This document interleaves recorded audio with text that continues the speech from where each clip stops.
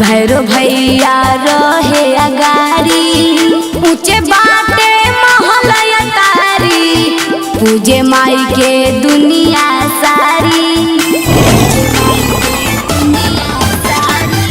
बन के पुजारी हम भगती में मैया के चूर रहेली, त काहे जाई के तू पर्वत हमरा से दूर रहेलू। भगती में मनमा डोले हो जय माता दी, गरजी गरजी राउर बाबा बोले, जय माता दी भगत न बोले हो। गरजी गरजी राउर बाबा बोले, जय माता दी भगत न बोले हो।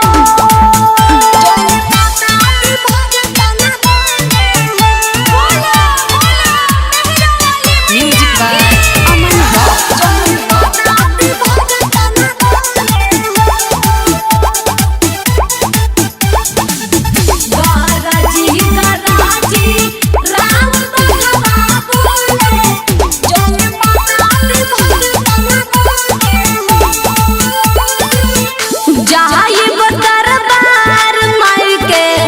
धाई के जामू के गारी, चरना चढ़ाई माई के फल फूल पान सुपारी।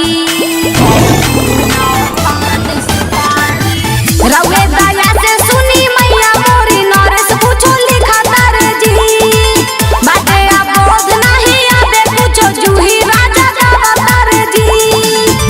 ओम प्रकाश डोले हो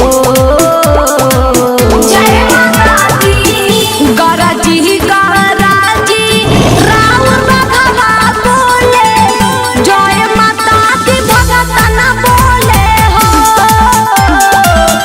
गरजी गरजी राउर बाबा बोले, जय माता दी भगत न बोले हो।